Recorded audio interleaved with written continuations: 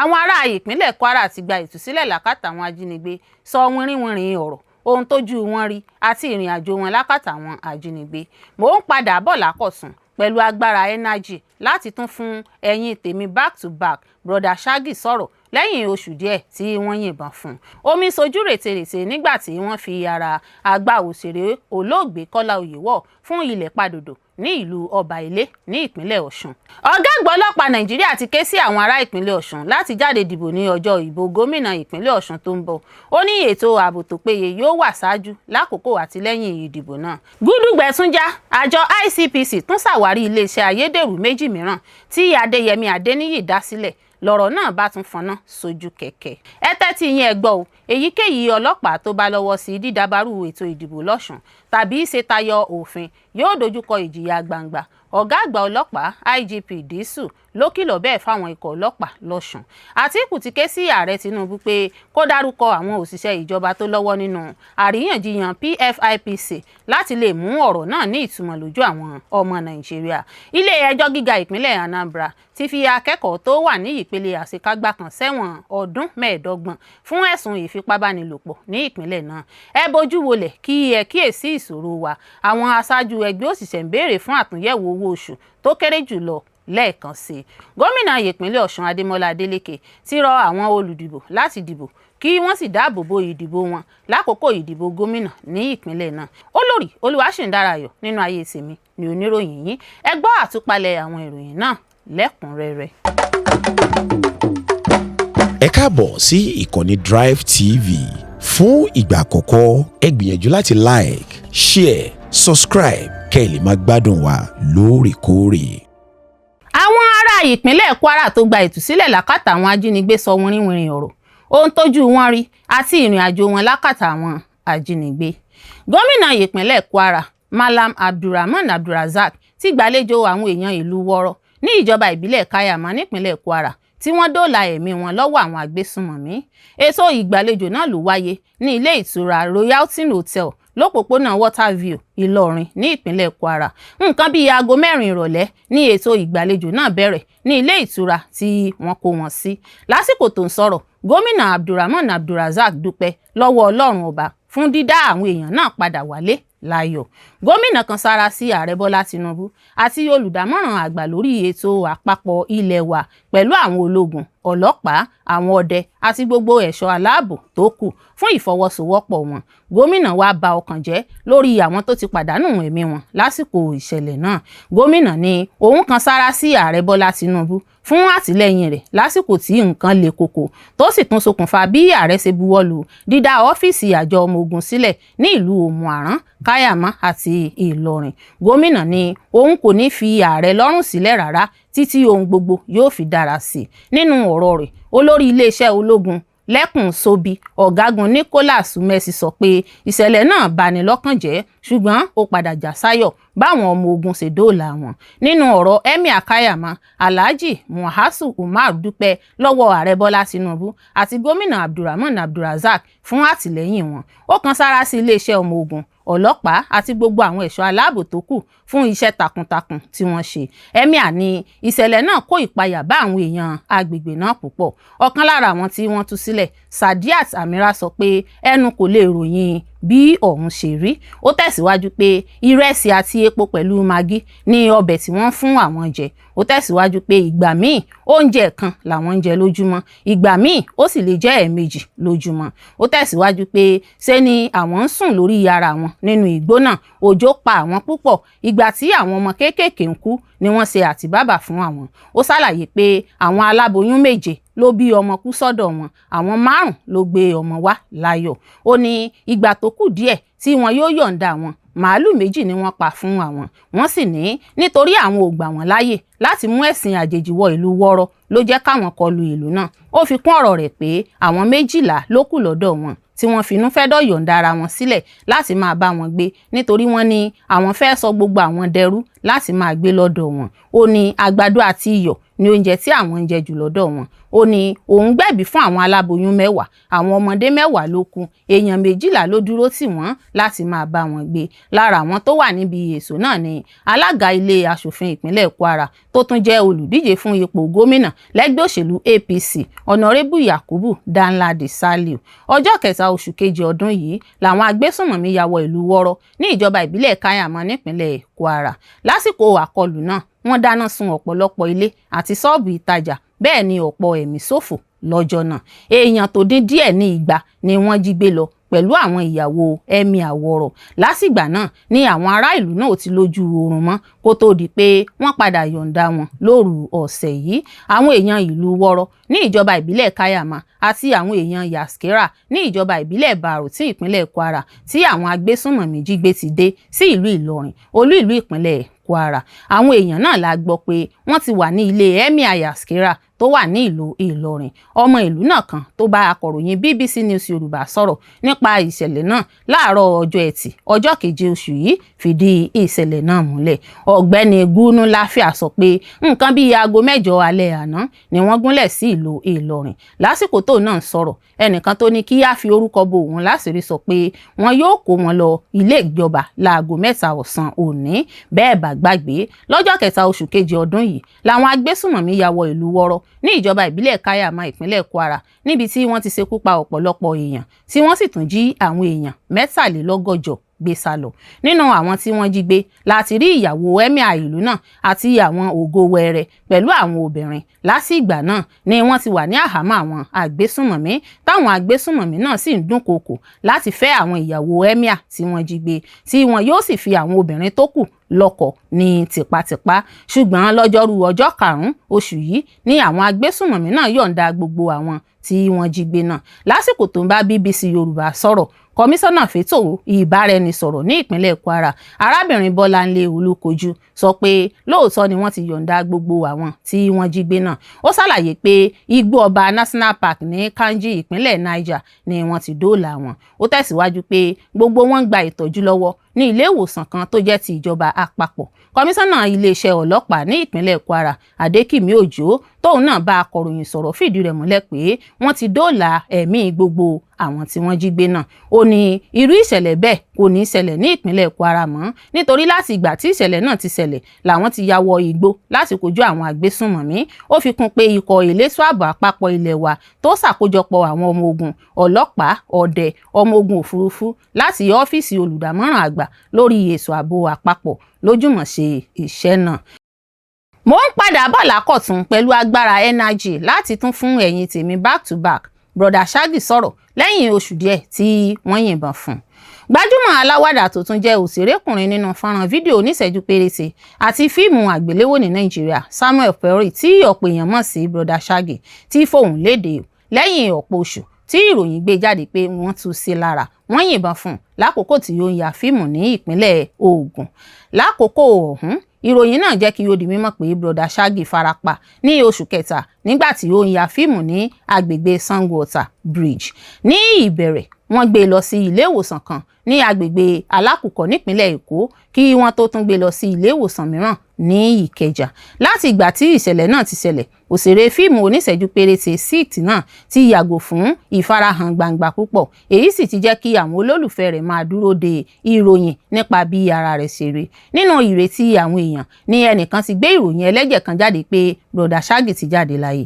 Tẹ́ ò bá gbàgbé, láìpẹ́ yìí náà ni akẹgbẹ́ rẹ̀ Qta Biola náà ṣe fọ́nrán fídíò kan pé àwọn ń ṣàfẹ́rí Brother Shaggy. Ó ròyìn Brother Shaggy gẹ́gẹ́ bí ẹnìkan tí kò dọ́ọ̀lù ẹ̀ tí ó jẹ́ pé ibi tí ó bá wà kì í parọ́rọ́. Ó wá pè fún kí gbajúmọ̀ aláwàdà adẹ́rìn-pòṣónú náà Brother Shaggy ó fojú hàn pé gbogbo àwọn ń ṣàfẹ́rí rẹ̀. Àmọ́ ní báyìí nínú àtẹ̀jáde kan tí ó ṣẹ̀ṣẹ̀ fi sí ojú òpó WhatsApp rẹ̀, Brother Shaggy dúpẹ́ lọ́wọ́ àwọn alátìlẹyìn rẹ̀ fún bí wọ́n ṣe dúró tì í lákòókò tí kò fojú hàn tí wọ́n sì ń fi ìfẹ́ hàn sí. Ó jẹ́ kó di mímọ̀ pé òun kò tíì lè bá àwọn olólùfẹ́ òun sọ̀rọ̀ àti ní àjọṣepọ̀ pẹ̀lú wọn bí ó sì fẹ́ lọ́wọ́ báyìí, ṣùgbọ́n ó sọ pé àtìlẹ́yìn tí wọ́n ń bá a lò láti fún un ti ràn án lọ́wọ́ láti borí àkókò tí ó pè ní àkókò ìṣòro. Ó kọ nínú ọ̀rọ̀ rẹ̀ náà tí ó gbé sójú òpó WhatsApp rẹ̀ pé sí gbogbo ẹ̀yin tí ẹ sì wà níbi tí ẹ̀ ń dúró dè mí, tí ẹ̀ ń béèrè nípa mi, tí ẹ̀ ń fi ìfẹ́ hàn sí mi, tí ẹ̀ sì ń dúró tì mí láìka ìdákẹ́jẹ́ náà sí, mo dúpẹ́. Brother Shaggy sọ pé òun kò tíì ṣetán láti ṣàlàyé gbogbo ohun tí òun là kọjá, ṣùgbọ́n ó fi dá àwọn olólùfẹ́ rẹ̀ lójú pé òun kò gbàgbé wọn. Ó sọ pé ó wu òun bíi kí òun ó sọ gbogbo ohun tí ojú òun rí fún ayé gbọ́, ṣùgbọ́n ó ní òun ò ní lè ṣe bẹ́ẹ̀ lásìkò yìí. Ó ní àkókò àti ṣe bẹ́ẹ̀ kò tí ì tó. Òṣèrékùnrin náà aláwàdà Brother Shaggy fi kún ọ̀rọ̀ rẹ̀ pé òun á padà sáàrin àwọn ènìyàn láìpẹ́. Ó ní òun ṣe ìlérí pé òun yóò padà ní okun, ní ìlera tí ó péye láti tún ní ìbáṣepọ̀ pẹ̀lú àwọn olólùfẹ́ rẹ̀. Ó kọ pé òun retí pé ọjọ́ náà máa dé láìpẹ́. Nígbà tí òun bá sì dé, òun ṣe ìlérí pé òun á padà lákọ̀tun pẹ̀lú àrà ọ̀tọ̀, pẹ̀lú agbára energy tí òun á sì rí dájú pé gbogbo àkókò tí òun fi sílẹ̀ ni òun á dí padà. Brother Shaggy parí ọ̀rọ̀ rẹ̀ náà pẹ̀lú fífi ọkàn ìmoore hàn sí àwọn tí wọ́n dúró tì í. Ó lóun dúpẹ́ fún àdúrótì wọn, òun dúpẹ́ fún sùúrù tí wọ́n ní sí òun sì dúpẹ́ pé wọ́n sì wà pẹ̀lú òun. Bó tilẹ̀ jẹ́ pé gbajúmọ̀ òṣèré aláwàdà náà Brother Shaggy kò tí ì sọ ní pàtó ẹ̀kúnrẹ́rẹ́ ohun tí ó ṣẹlẹ̀ sí i, bí wọ́n ti ṣe kọlù sí yìnyín nìbọn àti àwọn wo ló wà nídìí ìkọlù náà, ṣùgbọ́n ó ṣèlérí pé òun á padà lákọ̀tun pẹ̀lú àrà ọ̀tọ̀ láìpẹ́. Omi sojú rètérètè nígbà tí wọ́n fi ara àgbà òṣèré olóògbé Kọ́lá Oyèwọ̀ fún ilẹ̀ Padòdò ní ìlú Ọba Ilé ní ìpínlẹ̀ Ọ̀ṣun lánàá. Wọ́n ti sin òkú gbajúmọ̀ àgbà òṣèré olóògbé Gabriel Adékọ́lá Benedict Oyèwọ̀ lánàá ọjọ́ Ẹtì ọjọ́ keje oṣù kẹjọ ọdún 2026 yìí ni wọ́n sin òkú náà sílùú rẹ̀ nílùú Ọba Ilé ìpínlẹ̀ Ọ̀ṣun. Tẹ́ ò bá gbàgbé, olóyè Oyèwọ̀ jáde láyé lọ́jọ́ kejìlá oṣù kẹfà ọdún 2026 yìí lẹ́ni 80 ọdún 80 years. Ilé ìjọsìn St. Joseph Catholic Church nílùú Ọba Ilé ni wọ́n ti bẹ̀rẹ̀ ètò ìsìnkú náà, níbi tí àwọn ọmọ olóògbé, ẹbí àti àwọn alábàáṣiṣẹ́ pẹ̀lú péjú sí kí wọ́n tó gbé e padà lọ sí ilé ìkẹyìn tí wọ́n sin sí. Nínú ọ̀rọ̀ Bíṣọ̀bù John Akin Oyèjọlá tó ṣe ìwàásù níbi ètò ìsìnkú náà, ó mú ẹnu ba orin Dáfídì orí 16 ẹsẹ̀ 10. Ọ̀rọ̀ ìwàásù náà kò ṣàìkà pé nítorí ìwọ kì yóò fi ọkàn mi sílẹ̀ ní ipò òkú, bẹ́ẹ̀ ni ìwọ kì yóò jẹ́ kí ẹni mímọ́ rẹ kí ó rí ìdìbàjẹ́. Èyí ni kókó ọ̀rọ̀ ìyànjú tí Bíṣọ̀bù Oyèjọlá sọ fáwọn ọmọ òkú lákòókò tó ń gbà wọ́n nímọ̀ràn. Oníwàásù náà tẹ̀síwájú pé olóògbé Kọ́lá Oyèwọ̀ jẹ́ olùfọkànsìn nínú ìjọ Ọlọ́run àti níbi gbogbo tó bá dé. Ó rọ àwọn ọmọ àti ẹbí pátápátá láti mú nínú ìwà rere tí olóògbé Kọ́lá Oyèwọ̀ wù nígbà ayé rẹ̀. Ohun kan tí a rí òye rẹ̀ níbi ètò ìsìnkú náà ni pé àwọn òṣèré tíátà tí wọ́n jẹ́ akẹgbẹ́ olóògbé Kọ́lá Oyèwọ̀ kò sí níbẹ̀. Òṣèré kan ṣoṣo tí a rí níbi ayẹyẹ náà ni abilékọ Tóyìn Adégbọlá Àjọkẹ́ Aṣẹ́wótórè Mẹ́kà. Nígbà tó ń sọ̀rọ̀ nípa olóògbé Kọ́lá Oyèwọ̀, Àjọkẹ́ sọ pé òun ti mọ olóògbé náà báyìí, ó ti pé 40 ọdún, àti pé bàbá náà ṣe púpọ̀ nínú ayé òun. Nípasẹ̀ Kọ́lá Oyèwọ̀ ni mo fi di gbajúmọ̀ òṣèré lónìí. Ìmọ̀ràn àti ìtọ́sọ́nà wọn ràn mí lọ́wọ́ púpọ̀ nínú ìrìn àjò ayé mi. Ó fi kún pé olóògbé Kọ́lá Oyèwọ̀ jẹ́ bàbá rere àti olólùfẹ́ gbogbo èèyàn pátápátá tí kò sì yọ ẹnikẹ́ni sílẹ̀ rárá. Ọ̀kan lára àwọn ọmọ olóògbé Kọ́lá Oyèwọ̀, Adétóyèsí Oyèwọ̀, nínú ọ̀rọ̀ rẹ̀ ṣàpèjúwe irú ẹni tí bàbá rẹ̀ jẹ́ nígbà ayé rẹ̀. Adétóyèsí ní, bàbá mi jẹ́ ọ̀rẹ́ mi, olólùfẹ́ àti adarí rere fún mi àti fún gbogbo àwa ọmọ rẹ̀ pátápátá. Bàbá mi kì í ṣe bíi bàbá sí àwa ọmọ rẹ̀, ó rẹ ara rẹ̀ sílẹ̀, ó sì ṣe wá bíi ọ̀rẹ́ rẹ̀ ni. Bàbá mi kò lè jẹun kó má ṣẹ́kù fún àwa ọmọ rẹ̀. Wọ́n sì ní àṣà kan, fífi ojú bá ọmọ sọ̀rọ̀ ni, kò lè yí àlejò, àwọn ọmọ rẹ̀ nìkan ló yé. Adétóyèsí Oyèwọ̀ tẹ̀síwájú pé bàbá òun jẹ́ ẹni tí ó kó ẹbí àti gbogbo ìlú Ọba Ilé mọ́ra, adarí rere sì ni pẹ̀lú. Ó ní ikú bàbá náà dùn òun púpọ̀, àmọ́ kò sí ohun tí òun lè ṣe sí i.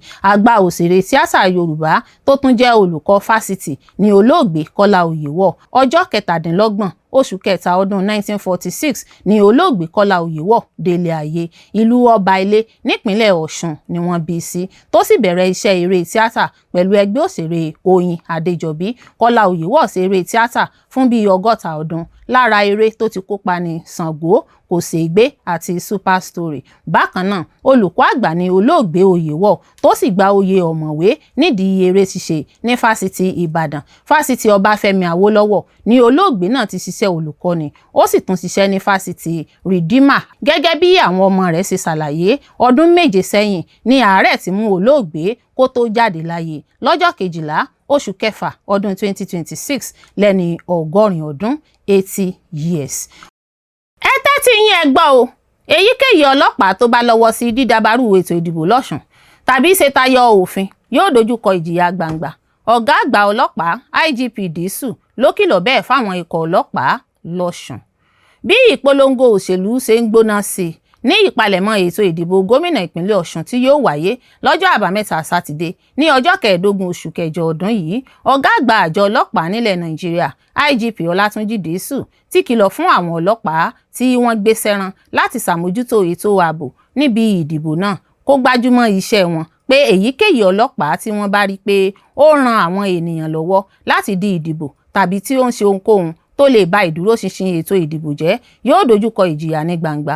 IGP náà sọ èyí ní ọjọ́ Ẹtì Friday níbi ìpàdé ìtọ́sọ́nà tí wọ́n ṣe ṣáájú ìdìbò náà. Ó tún ṣàníyàn nípa àwọn ẹgbẹ́ ọmọ òkùnkùn ní ìpínlẹ̀ náà, pé àwọn kan nínú àwọn olóṣèlú ti ń lò wọ́n gẹ́gẹ́ bí ọ̀nà láti ní ipa lórí ìdìbò. Ó ní àwọn mọ̀ pé ètò ìdìbò Ọ̀ṣun yóò lè dé ìpele náà nítorí pé àwọn ìṣòro pàtàkì méjì wà. Ó ní àwọn ti ní ẹ̀sùn ọ̀pọ̀ ìkọlù àwọn ọmọ ẹlẹ́gbẹ́ òkùnkùn náà lọ́sùn, àmọ́ òun fẹ́ kí àwọn èèyàn mọ̀ pé a ní àwọn tí ń ṣiṣẹ́ lórí ọ̀ràn àwọn ọmọ ẹgbẹ́ òkùnkùn náà ní Ọ̀ṣun. Àmọ́ síbẹ̀ àwọn ẹgbẹ́ òṣèlú sì ń gbé ìgbésẹ̀ láti rí dájú pé àwọn ṣàmúlò àwọn ọmọ ẹgbẹ́ òkùnkùn náà.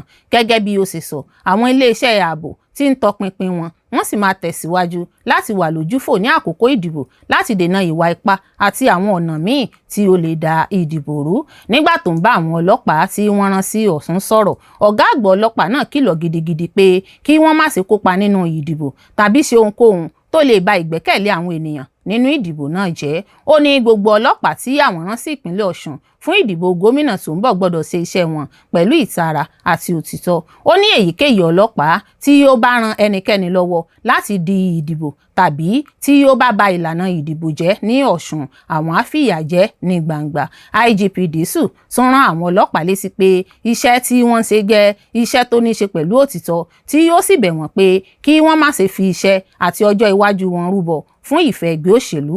Ó ní òun ti gba ẹ̀dùn ọkàn látọ̀dọ̀ àwọn ènìyàn nípa àwọn tí wọ́n fẹ̀sùn kàn pé kí iléeṣẹ́ ọlọ́pàá ó nawọ́ gan wọn. Ọ̀gá ọlọ́pàá náà rọ àwọn èèyàn rẹ̀ tí wọ́n jẹ́ ọlọ́pàá pé kí wọ́n má ṣe kópa nínú ohunkóhun tí kò bá bá òfin mu. Ó ní iṣẹ́ wọn ṣe pàtàkì gan-an ju kí wọ́n ó máa lọ́wọ́ nínú ohun tí kò kún ojú òṣùwọ̀n lọ. Ó ní kí wọ́n ó má gbàgbé pé àwọn náà ní ìdílé àti àwọn ọmọ tí wọ́n gbẹ́kẹ̀lé wọn. Ó ní wọ́n ní láti gbìyànjú rí i dájú pé wọ́n ṣe ohun tí ó yẹ kí wọ́n ó ṣe. Ó ṣàlàyé pé iléeṣẹ́ ọlọ́pàá Nàìjíríà ti ń ṣe àwọn ìgbésẹ̀ láti ṣe àfọ̀mọ́ ẹgbẹ́ ọlọ́pàá àti pé wọn kò ní dáàbò bo ọlọ́pàá èyíkéyìí tó bá ṣe àṣìṣe tàbí rú òfin. IGP Disu lóṣù tó kọjá lóhùn sọ̀rọ̀ nípa ìwà àìtọ́. Gbogbo ọmọ orílẹ̀-èdè gbọ́dọ̀ kópa nínú mímú ìwà àìtọ́ kúrò nínú ọlọ́pàá. Ó ní àwọn kò ní fi àwọn ọlọ́pàá tó bá hùwà àìtọ́ pamọ́. Àwọn ọlọ́pàá Nàìjíríà sì mọ ìjìyà tó wà fún ẹni tó bá ba ìlànà jẹ́. Ọ̀rọ̀ ìkìlọ̀ IGP náà wáyé ní àkókò tí àníyàn ń pọ̀ sí nípa bí ìdìbò gómìnà Ọ̀ṣun ṣe máa jẹ́ lẹ́yìn àwọn ẹ̀sùn pé wọ́n ń ra ìbò àti pé wọ́n ń kó ìbẹ̀rù bá àwọn olùdìbò. Gẹ́gẹ́ bí Sahara Reporter ṣe ròyìn ṣáájú, àwọn ará ìpínlẹ̀ Ọ̀ṣun pàápàá jùlọ àwọn obìnrin ni wọ́n fẹ̀sùn kàn pé wọ́n fún wọn ní ẹgbẹ̀rún 10 ẹnì kọ̀ọ̀kan, tí wọ́n sì tún fi ọ̀rọ̀ ìbúra bíbélì mú wọn láti dìbò fún gómìnà Adémọ́lá Adélékè nínú ìdìbò tó ń bọ̀. Nínú fọ́nrán fídíò kan tí ó hàn dé lórí ayélujára tí Sahara Reporter rí, ó ṣàfihàn àwọn obìnrin náà tí wọ́n ń gba owó tí àwọn kan sì ń darí wọn sínú ìbúra tí wọ́n sọ pé àwọn alátẹ̀lé gómìnà Adélékè ló ṣètò rẹ̀. Àwọn obìnrin náà ń jẹ́rìí léraléra pé àwọn máa dìbò fún gómìnà tó wà nípò. Wọ́n sì ń ṣépè ìbùkún bíbélì sórí ara wọn bí wọ́n bá ṣe ohun tí wọ́n ṣèlérí, tí wọ́n sì ń pe ègún sórí ara wọn bí wọ́n bá kùnà láti ṣe bẹ́ẹ̀. Ìṣẹ̀lẹ̀ náà ló ti fa onírúurú àníyàn nípa ríra ìbò àti fífi agbára mú àwọn olùdìbò ní ọjọ́ díẹ̀ ṣáájú kí àwọn ará ìpínlẹ̀ náà tó jáde láti dìbò nínú ọ̀kan lára àwọn ìdìbò gómìnà tí à ń tọpinpin jùlọ ní Nàìjíríà. Ní ìpalẹ̀mọ́ ètò ìdìbò náà tún ní ìdojúkọ àríyànjiyàn tó ṣẹ̀ṣẹ̀ wáyé nípa dídí akoto àsùnwọ̀n báńkì ìjọba ìpínlẹ̀ Ọ̀ṣun látọwọ́ àjọ Economic and Financial Crimes Commission EFCC nítorí ìwádìí lórí ẹ̀sùn pé wọ́n yí owó ìjọba tó tó bílíọ̀nù 11 padà sí ibòmíràn. Bó tilẹ̀ jẹ́ pé ààrẹ Bọ́lá Tinubu pàṣẹ fún àjọ EFCC pé kí ó gbé ẹsẹ̀ kúrò ní kíákíá lórí àṣẹ tó fi ti akoto àsùnwọ̀n ìjọba ìpínlẹ̀ náà lọ́jọ́bọ̀ Thursday. Ààrẹ Tinubu sọ pé bí ó tilẹ̀ jẹ́ pé EFCC ní àṣẹ lábẹ́ òfin láti ṣe ohun tí ó ṣe, àmọ́ àkókò tí ìgbésẹ̀ náà wáyé lè mú kí àwọn ènìyàn rò pé wọ́n ń lo àwọn iléeṣẹ́ ìjọba àpapọ̀ láti ní ipa lórí ètò ìdìbò náà ni. Gúdúgbẹ̀ tún já. Àjọ ICPC tún ṣàwárí iléeṣẹ́ ayédèrú méjì mìíràn tí Adéyẹmí Adéníyì dá sílẹ̀, lọ̀rọ̀ náà bá tún fọná sójú kẹ̀kẹ́. Àjọ tó ń gbógun ti ìwà jìbìtì àti àjẹbánu nílẹ̀ Nàìjíríà ICPC ti sọ pé àwọn tún ti ṣàwárí iléeṣẹ́ méjì mìíràn tí wọ́n tún fi ń lu jìbìtì lábẹ́ ìdásílẹ̀ ayédèrú iléeṣẹ́ PFIPC tí Adéníyì Adéyẹmí jẹ́ alákòóso rẹ̀. ICPC ló tú àṣírí náà síta lásìkò tí alága wọn Musa Adamu Aliyu ń bá àwọn akọ̀ròyìn sọ̀rọ̀ nílùú Àbújá lọ́jọ́bọ̀ tó kọjá. Aliyu sọ pé lásìkò tí àwọn ń tọpinpin lórí bí wọ́n ṣe dá iléeṣẹ́ PFIPC sílẹ̀ lẹ́yìn àṣẹ ààrẹ Bọ́lá Tinubu ní àwọn ṣàwárí wípé wọ́n tún dá iléeṣẹ́ méjì mìíràn sílẹ̀ lábẹ́ ìṣàkóso iléeṣẹ́ náà tó sì jẹ́ pé Adéyẹmí ló ń ṣàkóso gbogbo rẹ̀. Alága náà sọ pé ó di dandan láti jẹ́ kí àwọn èèyàn mọ pàtàkì ìpàdé tóun ṣe pẹ̀lú ààrẹ àti pé lára iṣẹ́ tí ààrẹ gbélé wọn lọ́wọ́ ni òun wá jábọ̀ ibi tí wọ́n bá iṣẹ́ ìwádìí náà dé. Ó ní àwọn oníṣẹ́ ìwádìí ní iléeṣẹ́ àwọn fìdí rẹ̀ múlẹ̀ pé ìjọba àpapọ̀ kò fìgbà kankan gba Adéyẹmí sí iṣẹ́ àti pé iléeṣẹ́ PFIPC tó ń ṣàkóso rẹ̀ kò ní àtìlẹ́yìn òfin kankan àti pé kò sí ibì kankan lábẹ́ òfin ìdásílẹ̀ tí ilé ìgbìmọ̀ asòfin àgbà ti buwọ́lù. Gẹ́gẹ́ bí ìwádìí tó ní àwọn ṣe, ó sọ pé wọ́n ṣe ayédèrú ìwé ìgbanisíṣẹ́ fún Adéyẹmí ni àti pé ìgbìmọ̀ olùdámọ̀ràn fún ààrẹ lórí ètò ọrọ̀ ajé PEAC èyí tó ti kógbá wọlé ni wọ́n ló lò láti fi dá iléeṣẹ́ náà sílẹ̀. Alága náà sọ síwájú sí pé àwọn tó ń ṣiṣẹ́ nínú ìgbìmọ̀ PEAC tẹ́lẹ̀ náà ni wọ́n lo ayédèrú tí wọ́n sì ń ṣe onírúurú àwọn ohun tí kò bá òfin mu tí wọ́n sì ń ṣiṣẹ́ káàkiri àwọn iléeṣẹ́ ìjọba. Nígbà tó ń tọ́ka sí àwọn iléeṣẹ́ náà, Aliyu sọ pé àwọn iléeṣẹ́ bíi FCT Investment Promotion Agency àti Foreign Investment Promotion Agency tí wọ́n jẹ́ ayédèrú ni wọ́n gbé sábẹ́ ìṣàkóso PFIPC. Wọ́n dá àwọn iléeṣẹ́ wọ̀nyí sílẹ̀ nípa ṣíṣe ayédèrú àwọn ohun èlò ilé ìgbìmọ̀ tó sì jẹ́ pé àwọn nǹkan náà ni wọ́n lò láti fi sí àpò àsùnwọ̀n láwọn ilé ìfowópamọ́ fún iṣẹ́ jìbìtì tí kò bá òfin mu. Alága náà sọ pé Adéyẹmí kò dúró lórí ìgbésẹ̀ bí kò ṣe pé ó tún tẹ̀síwájú láti yí orúkọ ayédèrú iléeṣẹ́ ọ̀hún kúrò láti Foreign Investment Promotion Council sí Foreign Intervention Promotion Council. Ó ní èyí jẹ́ ara èròǹgbà láti jẹ́ kí ìwà jìbìtì rẹ̀ gbòòrò sí kó sì lè máa pa ọ̀pọ̀lọpọ̀ owó wọlé. Ìwádìí tí a ṣe, a kò rí owó kankan tí wọ́n buwọ́lù tàbí kó sínú àpò àsùnwọ̀n PFIPC tàbí PEAC. A kò sì rí ìfòǹtẹ̀lù kankan láti ilé aṣòfin tàbí báńkì àpapọ̀. Àjọ ICPC sọ pé ó yẹ kí ìjọba àpapọ̀ fojú Adéyẹmí wíná òfin kó sì gbé ìgbésẹ̀ ìfìyàjẹni fún gbogbo àwọn òṣìṣẹ́ ìjọba tó lọ́wọ́ nínú ìwà ìbàjẹ́ náà láti lè kọ́ àwọn yòókù tí wọ́n tún ń gbèrò irú rẹ̀ lọ́jọ́ iwájú lọ́gbọ́n. Gẹ́gẹ́ bí àbọ̀ ìwádìí náà ṣe sọ, àwọn alẹ́nulọ́rọ̀ níléeṣẹ́ akọ̀wé ìjọba àpapọ̀ OSFG, iléeṣẹ́ olórí àwọn òṣìṣẹ́ ìjọba àpapọ̀, iléeṣẹ́ tó ń rí sọ̀rọ̀ ètò ìṣúná ìjọba àpapọ̀ àti àjọ NITDA ni wọ́n jọ lọ́wọ́ sí ìdásílẹ̀ náà. Aliyu wá sọ pé ìwádìí àwọn kò tíì parí àti pé ìfáàrà lásán ni àbọ̀ ìwádìí tóun mú lọ fún ààrẹ náà tó sì ní ìwádìí ń tẹ̀síwájú. Ìfáàrà àbọ̀ lásán ni àmúwá yìí, ìwádìí sì ń lọ láti ṣàwárí ẹ̀kúnrẹ́rẹ́ ìwà ọ̀daràn síwájú sí i láti lè fẹ̀sùn ìwà ọ̀daràn kan Adéyẹmí àti àwọn alábàáṣiṣẹ́pọ̀ rẹ̀. Ó fi kún ọ̀rọ̀ rẹ̀ pé òun ti ṣàlàyé ibi tí ìwádìí dé dúró fún ààrẹ Tinubu pẹ̀lú ìlérí wípé òun yóò ṣiṣẹ́ náà láì fi ohunkóhun pamọ́ sábẹ́ aṣọ láti yanjú ohun tí ó ṣẹlẹ̀ yìí. Ọ̀gá àgbà ọlọ́pàá Nàìjíríà ti ké sí àwọn ará ìpínlẹ̀ Ọ̀ṣun láti jáde dìbò ní ọjọ́ ìbò gómìnà ìpínlẹ̀ Ọ̀ṣun tó ń bọ̀. Ó ní ètò ààbò tó péye yóò wà ṣáájú, lákòókò àti lẹ́yìn ìdìbò náà. ọ̀gá àgbà ọlọ́pàá nàìjíríà Inspector General of Police Túnjí Dìísù Inspector General of Police Túnjí Dìísù ti fi dá àwọn ọmọ nàìjíríà lójú pé iléeṣẹ́ ọlọ́pàá nàìjíríà yóò rí dájú pé àwọn jẹ́ aláìṣègbè ṣáájú lákòókò àti lẹ́yìn ìdìbò gómìnà tí yóò wáyé ní ìpínlẹ̀ Ọ̀ṣun ní ọjọ́ 15 oṣù kẹjọ. Dìísù sọ èyí ní ọjọ́ Ẹtì ní Àbújá nígbà tó ń ṣe ìpàdé pẹ̀lú àwọn àjọ tó ń ṣiṣẹ́ fún àwùjọ CSO ti AUWA Rafansani ti Civil Society Legislative Advocacy Center CISLAC ń darí. Ìpàdé náà dá lórí ọ̀rọ̀ ààbò ṣáájú ọjọ́ ìdìbò náà. IGP náà sọ pé àwọn ọlọ́pàá ti gbé àwọn ìgbésẹ̀ ààbò tó lágbára kalẹ̀ láti rí dájú pé ìdìbò náà wáyé ní àlàáfíà àti ní ọ̀nà tó ṣeé gbẹ́kẹ̀lé. Ó tún sọ pé àwọn ti kìlọ̀ fún àwọn ọlọ́pàá tí àwọn rán lọ síbi ìdìbò pé kí wọ́n ṣe iṣẹ́ wọn lọ́nà tó tọ́ àti láìsí ojúsàájú. Ó ní iléeṣẹ́ ọlọ́pàá Nàìjíríà jẹ́ iléeṣẹ́ tó ń ṣiṣẹ́ lábẹ́ ìlànà tó yẹ tí kì í ṣe ojúsàájú sí ẹgbẹ́ olóṣèlú kankan tí kò sì ní ṣe ojúsàájú. Ó tún sọ pé a ò ní ọmọ ẹgbẹ́ kankan, a ò ní ẹgbẹ́ òṣèlú kankan, bẹ́ẹ̀ sì ni a ò ní èrè tàbí àǹfààní pàtàkì kankan nínú ẹni tó bá jáwé olúborí ìdìbò náà, yàtọ̀ sí pé a fẹ́ rí dájú pé ìpinnu tí àwọn ènìyàn bá ṣe ní ìbámu pẹ̀lú òfin ló borí. Dìísù sọ pé àwọn òṣìṣẹ́ ààbò àti àwọn ohun èlò iṣẹ́ tí wọ́n nílò ti dé sí oríṣiríṣi ọ̀nà ní gbogbo ìpínlẹ̀ Ọ̀ṣun. Ó tún sọ pé àwọn ọlọ́pàá ti mú iṣẹ́ àkójọpọ̀ ìròyìn àti ìmọ̀ nípa ohun tó ń lọ pọ̀ sí kí wọ́n lè tètè mọ̀ àti kí wọ́n lè dènà àwọn ewu tó lè wáyé. Ó kìlọ̀ pé ẹnikẹ́ni tí a bá rí pé ó ń ra ìbò, dẹ́rù bà àwọn olùdìbò,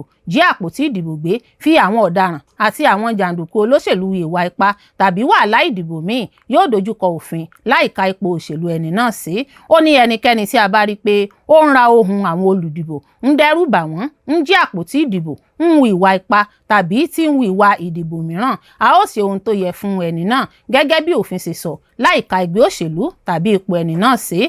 IGP náà rọ àwọn ẹgbẹ́ òṣèlú, àwọn olùdíje àti àwọn alátìlẹyìn wọn láti yẹra fún ìwà ipá. Ó sọ pé èrò, ètò àti àwọn ìlànà tí àwọn olùdíje gbé kalẹ̀ ló yẹ kí ó pinnu ẹni tí àwọn ènìyàn máa dìbò fún, kì í ṣe dídẹ́rùbà tàbí lílo agbára. Ilé-ẹjọ́ gíga ìpínlẹ̀ Anambra ti fìyà akẹ́kọ̀ọ́ tó wà ní ìpele àṣekágbá kan sẹ́wọ̀n ọdún 25 fún ẹ̀sùn ìfipábánilòpọ̀ ní ìpínlẹ̀ náà. Ilé-ẹjọ́ Children's Sexual and Gender-Based Violence Court tí ó ń ṣiṣẹ́ ní ilé-ẹjọ́ gíga ní Awka ní ìpínlẹ̀ Anambra ti fi Wisdom Edem ọmọ ọdún 27 tó jẹ́ akẹ́kọ̀ọ́ ìpele àṣekágbá ní ẹ̀ka Mass Communication sẹ́wọ̀n ọdún 25 fún ẹ̀sùn ìfipábá ọmọbìnrin lò pọ̀. Ìwé ẹ̀sùn náà tó ní nọ́mbà A3C/2024 tí àwọn akọ̀ròyìn rí ní Awka ní ọjọ́ Ẹtì fi hàn pé adájọ́ Justice Peace Oti ló ṣáájú ìgbẹ́jọ́ náà ní ọjọ́rú. Adájọ́ Oti dá Edem lẹ́bi lórí ẹ̀sùn 3 tó pè ní ìfipábánilòpọ̀, ìbá ọmọdé lòpọ̀ ní ọ̀nà tí kò bófin mu àti fífi ọgbẹ́ sí ara ọmọbìnrin ọmọ ọdún 10. Chinelo Akora tó jẹ́ Principal State Counsel ní Ministry of Justice ní ìpínlẹ̀ Anambra ló ṣojú fún ìjọba nínú ẹjọ́ náà. Ó pe ẹlẹ́rìí 6 ó sì gbé àwọn ẹ̀rí pàtàkì kalẹ̀ títí kan àkọsílẹ̀ ìjẹ́wọ́ tí olùdájọ́ náà fún àti ìròyìn àwọn dókítà. Lákòókò ìgbẹ́jọ́, ọmọbìnrin ọmọ ọdún 10 náà ṣàlàyé fún ilé-ẹjọ́ bí Edem ṣe tan òun jẹ pé kóun wá sí ilé rẹ̀ fún ohun tí wọ́n pè ní comedy skit gẹ́gẹ́ bí àkọsílẹ̀ ilé-ẹjọ́ ṣe sọ.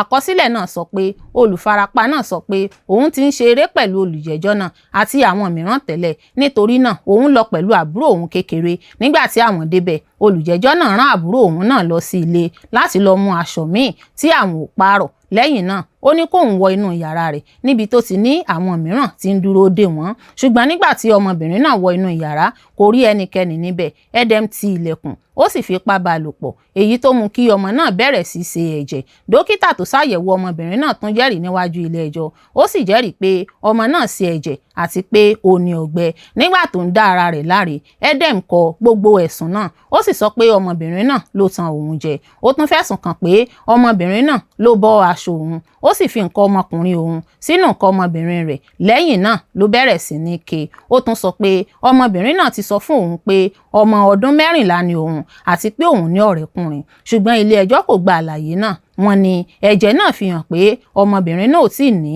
ìbálòpọ̀ rí. Adájọ́ náà sọ pé ọmọ kékeré kò lè fúnni ní ìfọwọ́sí tó bófin mu fún ìbálòpọ̀ gẹ́gẹ́ bí òfin ṣe sọ. Ilé-ẹjọ́ tún sọ pé iṣẹ́ náà jẹ́ ohun tí Edem ti pinnu ṣáájú tí yóò sì farabalẹ̀ ṣe. Adájọ́ náà ní ohun tó burú jù ni pé kò tilẹ̀ san owó kankan fún ọmọ náà fún eré kọ́mẹ́dì tí wọ́n pè sí láti fi ìbànújẹ́ kún ìpalára, ó tún fi ipá bá a lò pọ̀. Adájọ́ náà sọ pé ohun tí PW1 sọ ní ẹ̀rí tó péye nítorí pé àkọsílẹ̀ ìjẹ́wọ́ Edem fúnra rẹ̀ wọ́n jẹ́rìí sí pé ọmọbìnrin náà wá sí ilé rẹ̀ pẹ̀lú àbúrò rẹ̀. Ẹjọ́ ìjọba náà tún lágbára sí i nítorí ẹ̀rí tí PW2 sí PW6 fún wọn títí kan àwọn ọlọ́pàá àti àwọn fìjìláńtẹ́ tó kópa nínú mímú Edem. Edem tó wà lórí bẹ́ẹ̀lì lákòókò ìgbẹ́jọ́ rẹ̀ sì wà nílé ẹjọ́ ní gbogbo àkókò ìgbẹ́jọ́, ṣùgbọ́n kò sí nílé ẹjọ́ ní ọjọ́ tí wọ́n ṣe ìdájọ́ náà. Lẹ́sẹ̀kẹsẹ̀ adájọ́ náà pàṣẹ fún wárántì mímú rẹ̀ pé kí wọ́n mú un. Ó tún pàṣẹ pé kí wọ́n kéde rẹ̀ síta gẹ́gẹ́ bí ẹni tí wọ́n ń wá, kí wọ́n sì pín àwòrán rẹ̀ fún ọlọ́pàá àti lórí ayélujára. Ní àfikún sí ẹ̀wọ̀n ọdún 25, wọ́n tún pàṣẹ fún Edem láti san $200,000 gẹ́gẹ́ bí owó ìpèsè ìtùnú fún ọmọbìnrin náà nítorí ọgbẹ́ ara tí ìṣẹ̀lẹ̀ náà dá sí lára. Ẹ bójú wọlẹ̀ kí ẹ kíyèsí ìṣòro wa. Àwọn aṣáájú ẹgbẹ́ òṣìṣẹ́ ń béèrè fún àtúnyẹ̀wò owó oṣù tó kéré jùlọ lẹ́ẹ̀kan sí i. Àwọn aṣáájú lẹ́gbẹ́ òṣìṣẹ́ nílẹ̀ Nàìjíríà ti ké sí ìjọba àpapọ̀ fún àtúnyẹ̀wò owó oṣù òṣìṣẹ́ tó kéré jùlọ lórílẹ̀‐èdè lẹ́ẹ̀kan sí i. Wọ́n sọ pé 70,000 tí àwọn òṣìṣẹ́ ń gbà báyìí ti kéré níwájú àwọn ìṣòro ọrọ̀ ajé, kò sì lè pèsè ohun tí àwọn òṣìṣẹ́ nílò mọ́. Àwọn aṣáájú ẹgbẹ́ òṣìṣẹ́ náà pe ìpè yìí ní ọjọ́ Ẹtì Friday níbi àpéjọ ètò àwọn òṣìṣẹ́ ní Nàìjíríà ti ọdún 2026 tí ó wáyé ní Birnin Kebbi ní ìpínlẹ̀ Kebbi láti ṣe ayẹyẹ ètò àwọn òṣìṣẹ́ àti ẹgbẹ́ òṣìṣẹ́ tó wà ní orílẹ̀-èdè náà. Àkòrí àpéjọ náà ni ẹ̀tọ́ àwọn òṣìṣẹ́, iṣẹ́ tó dára àti ọrọ̀ ajé tó dọ́gba ní Nàìjíríà. Àwọn aṣáájú ẹgbẹ́ òṣìṣẹ́, àwọn aṣojú ìjọba, àwọn òṣìṣẹ́, àwọn agbanisíṣẹ́, àwọn ẹgbẹ́ àwùjọ àti àwọn aṣojú àjọ míì nílé iṣẹ́ lórílẹ̀-èdè kó ara wọn jọ láti ṣàyẹ̀wò ipò ètò àti àlàáfíà àwọn òṣìṣẹ́ ní Nàìjíríà. Àwọn ìjíròrò níbi àpéjọ náà dojúkọ owó tí àwọn òṣìṣẹ́ ń gbà ní àwọn ìpínlẹ̀ 36, àwọn ìjọba ìbílẹ̀ àti ẹ̀ka aládàáni, bí àwọn olùkópa ṣe ń ṣàníyàn nípa ìgbésókè iye owó náà, ìgbésí ayé, ààbò ní ibi iṣẹ́, ìyàsọ́tọ̀, àìdánilójú iṣẹ́ àti ààbò àwọn òṣìṣẹ́ àdéhùn àti àwọn òṣìṣẹ́ mìíràn tí iṣẹ́ wọn kò bá àṣà ìbílẹ̀ mu. Nígbà tó ń sọ̀rọ̀ ní orúkọ ààrẹ ẹgbẹ́ òṣìṣẹ́ Nigerian Labour Congress Joe Ajaero, igbákejì rẹ̀ Audu Amba sọ pé owó oṣù tó kéré jùlọ lórílẹ̀-èdè jẹ́ ọ̀kan lára àwọn ìpèníjà pàtàkì tí àwọn òṣìṣẹ́ Nàìjíríà ń dojúkọ. Ó sọ pé owó oṣù kéré jùlọ 70,000 tí wọ́n ń san báyìí ti kéré jù níwájú àwọn ìṣòro ọrọ̀ ajé. Èyí sì mú kí ó túbọ̀ ṣòro fún àwọn òṣìṣẹ́ láti pèsè àwọn ohun àìní pàtàkì wọn. Àwọn òtítọ́ tó ń dojúkọ àwọn òṣìṣẹ́ Nàìjíríà, pàápàá jùlọ ìgòkè iye owó ìgbésí ayé, ti mú kí owó oṣù tó kéré jùlọ 70,000 má bá àìní àwọn mu mọ́. Amba sọ pé bí àkókò ètò owó oṣù tó wà tẹ́lẹ̀ sí parí, ó ti di dandan kí ìjíròrò tuntun wáyé láàrin ìjọba àpapọ̀, àwọn ìjọba ìpínlẹ̀ àti àwọn aṣojú òṣìṣẹ́. Ó wá bẹ̀ àwọn alákòóso pé kí wọ́n ronú lórí fífi owó náà kún kí ó lè bá ipò ọrọ̀ ajé tó wà lọ́wọ́lọ́wọ́ mu.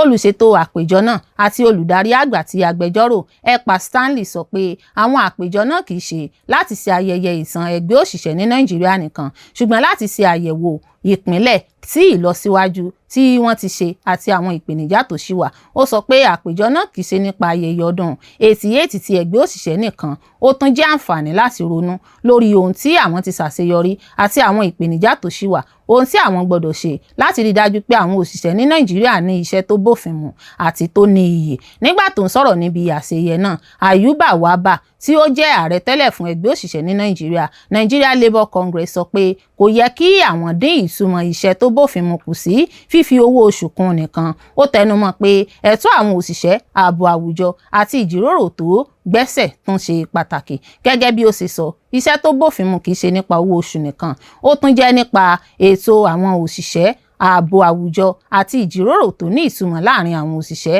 agbanisíṣẹ́ àti ìjọba. Wabba rọ àwọn tó ní í ṣe pẹ̀lú ọ̀rọ̀ náà pé kí wọ́n gba àwọn ìlànà tí yóò dáàbò bo iyì àwọn òṣìṣẹ́, ìdánilójú iṣẹ́ àti ààbò àwùjọ tó péye, pàápàá ní àkókò tí ìṣòro ọrọ̀ ajé ń pọ̀ sí fún àwọn ìdílé káàkiri orílẹ̀-èdè Nàìjíríà. Bákan náà, gómìnà ìpínlẹ̀ Kebbi Nazir Idris sọ pé òun fi dá àwọn òṣìṣẹ́ ìpínlẹ̀ náà lójú pé ìjọba rẹ̀ yóò ṣe àgbékalẹ̀ owó oṣù tó kéré jùlọ tuntun èyíkéyìí tí ìjọba àpapọ̀ bá fọwọ́ sí fún àwọn láti máa san. Àtíkù ti ké sí ààrẹ Tinubu pé kó dárúkọ àwọn òṣìṣẹ́ ìjọba tó lọ́wọ́ nínú àríyànjiyàn PFIPC láti lè mú ọ̀rọ̀ náà ní ìtumọ̀ lójú àwọn ọmọ Nàìjíríà. Olùdíje sípò ààrẹ lẹ́gbẹ́ òṣèlú African Democratic Congress ADC Atiku Abubakar ti ké sí ààrẹ Bọ́lá Tinubu pé kó dárúkọ àwọn òṣìṣẹ́ ìjọba tó ní ọwọ́ nínú ọ̀rọ̀ tó yí Presidential Foreign Investment Promotion Council PFIPC ká.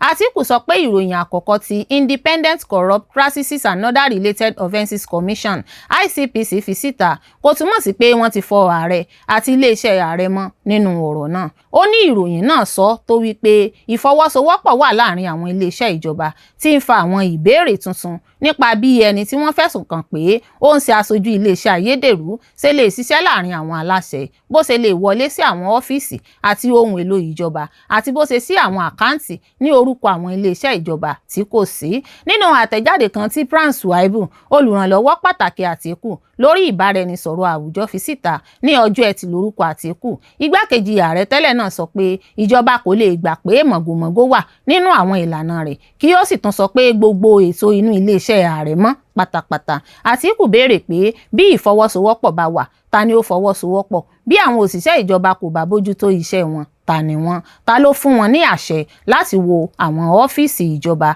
Ta ló mọ ẹni tí wọ́n pè ní olùdarí gbogbogbò yìí? Ta ló jẹ́ kí ó lè ṣiṣẹ́ nínú ètò ìjọba? Olùdíje ADC náà sọ pé àwọn ohun tí ìwádìí náà fi hàn ti dín agbára kù fún ẹnikẹ́ni tó bá fẹ́ sọ pé gbogbo ọ̀rọ̀ náà jẹ́ iṣẹ́ ẹnìkan ṣoṣo. Gẹ́gẹ́ bí ẹ̀sùn náà ṣe rí, ẹni tí ó pe ara rẹ̀ ní olùdarí iléeṣẹ́ náà, Adéníyì Adéyẹmí, ni wọ́n fẹ̀sùn kàn pé ó ṣe ètò lílo lẹ́tà ìké ìbuwọ́lù ààrẹ, dídá iléeṣẹ́ ìjọba àpapọ̀ ayédèrú kan tí kò sì sílẹ̀, lílo àwọn ọ́fíìsì àti ohun èlò tí wọ́n ti ń lò tẹ́lẹ̀ fún Presidential Economic Advisory Council àti ṣíṣí àwọn àkáǹtì báǹkì pẹ̀lú àwọn ìwé òfin tí wọ́n fẹ̀sùn kàn pé ó jẹ́ èké. Wọ́n tún fẹ̀sùn kàn pé ó ṣe àfikún iléeṣẹ́ ìjọba méjì mìíràn tí kò sí. Ní ọjọ́ keje oṣù keje ọdún 2026 láti pèsè ìmọ̀ àti àlàyé gẹ́gẹ́ bí ara ìwádìí náà. Lẹ́yìn náà, ó tún pe ẹjọ́ láti béèrè 15 billion naira fún owó ìbanilórúkọjẹ́ lọ́wọ́ Adéyẹmí lórí àwọn ẹ̀sùn tó fi kàn án. Adéyẹmí náà ń dojúkọ ẹ̀sùn ọ̀daràn 8 ní ilé ẹjọ́ gíga àpapọ̀ ní Àbújá tó kan ìfọwọ́sowọ́pọ̀ láti parọ́, lílo ìwé èké àti pípe ara ẹni ní ohun tí ò jẹ́. Ọlọ́pàá ló fi ẹ̀sùn náà kàn án ní oṣù kọkànlá ọdún 2025. Wọ́n mú Adéyẹmí ní oṣù keje lẹ́yìn tí wọ́n sọ pé ó rú àwọn òfin tó de owó ìtúsílẹ̀ rẹ̀ tí kò sì farahàn ní ilé ẹjọ́ ní àkókò tí wọ́n pè é. À ń retí pé yóò tún farahàn níwájú ilé ẹjọ́ gíga àpapọ̀ nígbà tí ó bá yá nínú oṣù yìí. Ilé aṣojúṣòfin náà ti bẹ̀rẹ̀ ìwádìí tirẹ̀ lórí bí iléeṣẹ́ tí kò sí náà ṣe rí ìpín owó tó tó 1.3 billion naira nínú Appropriation Act 2026. Ní títẹ̀síwájú nínú ọ̀rọ̀ rẹ̀, Àtíkù sọ pé irú àwọn iṣẹ́ bẹ́ẹ̀ kò lè ṣẹlẹ̀ láìsí àìlera tàbí ìrànlọ́wọ́ láti ọ̀dọ̀ àwọn kan tó wà nínú ètò ìjọba. Ó ní iléeṣẹ́ ayédèrú kì í wọ ọ́fíìsì ìjọba fúnra rẹ̀, lẹ́tà àṣẹ èké tí wọ́n ló kọ ló lo ara rẹ̀, àkáǹtì báǹkì náà kò sì lè ṣí ara rẹ̀. Ó tún sọ pé lẹ́yìn gbogbo ilẹ̀kùn tí wọ́n ṣí, gbogbo ìlànà tí wọ́n fò kọjá àti gbogbo ohun èlò ìjọba tí wọ́n rí àyè sí, àwọn kan ló wà lẹ́yìn rẹ̀, dárúkọ wọn. Àtíkù sọ pé àbá ICPC pé kí wọ́n fìyà jẹ àwọn òṣìṣẹ́ ìjọba tí wọ́n jẹ́ kí iṣẹ́ náà ṣeéṣe tún jẹ́rìí pé ó yẹ kí orúkọ àti ipa àwọn òṣìṣẹ́ náà di mímọ̀ fún gbogbo ènìyàn. Ó fi kún pé ó fi ẹ̀sùn kan iléeṣẹ́ ààrẹ pé ó ń parọ́ pé ìròyìn ICPC jẹ́ ìròyìn àárín ìwádìí láti dáàbò bo àwọn òṣìṣẹ́ ìjọba tó lọ́wọ́ nínú ayédèrú tí wọ́n ń fẹ̀sùn kàn. Ó ní ohun pàtàkì tí kò bójúmu tí ìròyìn ICPC ṣe ni pé ó bo àwọn orúkọ àwọn ènìyàn tó wà nínú iléeṣẹ́ ààrẹ tí wọ́n fẹ̀sùn kàn pé wọ́n fọwọ́sowọ́pọ̀ láti jẹ́ kí iléeṣẹ́ ayédèrú náà ṣeéṣe. Ó fi kún pé àwọn orúkọ wọn yẹ kí ó hàn ní gbangba kí wọ́n sì ṣàlàyé ipa tí oníkálukú wọn kó. Ó ní àwọn ọmọ Nàìjíríà lẹ́tọ̀ọ́ láti mọ ẹni tó ṣe èyí, ẹni tó fún ní àṣẹ àti ẹni tó ṣí àwọn ilẹ̀kùn tó jẹ́ kí gbogbo àwọn èyí ṣeéṣe. Ó tún tẹnumọ́ pé ìròyìn àárín ìwádìí kò lè jẹ́ ìkéde ìkẹyìn pé wọ́n ti fọ iléeṣẹ́ ààrẹ mọ́, pàápàá jùlọ nígbà tí ìwádìí lórí àwọn ẹni tí ó jẹ́ alábàáṣiṣẹ́pọ̀ àti àwọn àkáǹtì báǹkì tó ní ṣe pẹ̀lú ọ̀rọ̀ náà ṣì ń lọ. Nítorí náà, Àtíkù tún ké sí ìjọba pé kí wọ́n dá ìgbìmọ̀ ìwádìí olómìnira sílẹ̀ láti ṣe ìwádìí tó jinlẹ̀ sí ọ̀rọ̀ náà. Ó tún ké sí àwọn aṣòfin pé kí wọ́n ṣe ìkéde gbangba lórí àríyànjiyàn náà kí wọ́n sì máa gbé gbogbo ohun tó ń ṣẹlẹ̀ jáde lórí afẹ́fẹ́. Ìbéèrè yìí wáyé lẹ́yìn tí wọ́n sọ pé Adéyẹmí ti gbà pé láti farahàn níwájú ìwádìí àwọn aṣòfin. Àtíkù sọ pé èyí jẹ́ àǹfààní fún ìjọba láti fi hàn pé ó dúró lẹ́yìn òtítọ́ àti àfihàn gbangba nípa jíjẹ́ kí àwọn ẹlẹ́rìí sọ̀rọ̀ ní gbangba àti lábẹ́ ìbúra. Ó ní iléeṣẹ́ ààrẹ kò ní ibòmíì tí ó lè sápamọ́ sí. Bí ọ̀gbẹ́ni Adéyẹmí bá ti múra láti farahàn ní gbangba, láti jẹ́rìí lábẹ́ ìbúra àti láti dáhùn àwọn ìbéèrè níwájú àwọn ọmọ Nàìjíríà, ẹ jẹ́ kí wọ́n gbọ́ ọ̀rọ̀ rẹ̀. Ó tún ní ó yẹ kí àwọn aṣòfin ó bẹ̀rẹ̀ àlàyé gbangba lórí ọ̀rọ̀ náà lẹ́sẹ̀kẹsẹ̀ kí wọ́n sì máa gbé jáde lórí tẹlifíṣàn ní tààràtà. Ó rọ iléeṣẹ́ ààrẹ pé kí ó má ṣe dá ẹnikẹ́ni tó ní í ṣe pẹ̀lú ọ̀rọ̀ náà dúró tàbí dáàbò bo ẹnìkankan. Àtíkù ní bí iléeṣẹ́ ààrẹ bá mọ̀, ó yẹ kí ó jẹ́ ẹni àkọ́kọ́ tí yóò fọwọ́ sí àgbéjáde lórí amóhùnmáwòrán náà. Ẹ jẹ́ kí àwọn ọmọ Nàìjíríà wò láìsí àtúnṣe tàbí àyọkúrò bí àwọn ẹni yìí ṣe ń jẹ́rìí tí wọ́n sì ń gbé ẹ̀rí kalẹ̀ lábẹ́ ìbúra, àbí kí ni iléeṣẹ́ ààrẹ ń bẹ̀rù sí. Gẹ́gẹ́ bí Àtíkù sì sọ, ohunkóhun tó bá yẹ lẹ́yìn àlàyé gbangba lè mú kí àwọn ènìyàn máa fura pé àwọn ènìyàn tó ní agbára ńlá ni wọ́n ń dáàbò bò ó. Ó parí rẹ̀ pé ẹ ò lè gbà pé àìbójútó àti ìfọwọ́sowọ́pọ̀ wà nínú ìjọba kí ẹ sì tún sọ pé ètò náà mọ́ pátápátá. Ìyẹn dàbíi pé ẹ ń fọ èédú ẹ sì ń retí kí omi rẹ̀ funfun. Gómìnà ìpínlẹ̀ Ọ̀ṣun Adémọ́lá Adélékè ti rọ àwọn olùdìbò láti dìbò kí wọ́n sì dáàbò bo ìbò wọn lákòókò ìdìbò gómìnà ìpínlẹ̀ náà. Gómìnà ìpínlẹ̀ Ọ̀ṣun Adémọ́lá Adélékè ní ọjọ́ Ẹtì ti rọ àwọn olùdìbò ní ìpínlẹ̀ náà láti kópa nínú ìdìbò gómìnà tó ń bọ̀ nípa lílo ẹ̀tọ́ wọn láti dìbò àti láti dáàbò bo ìdìbò wọn gẹ́gẹ́ bí ẹ̀mí ìjọba tiwantiwa ṣe yẹ.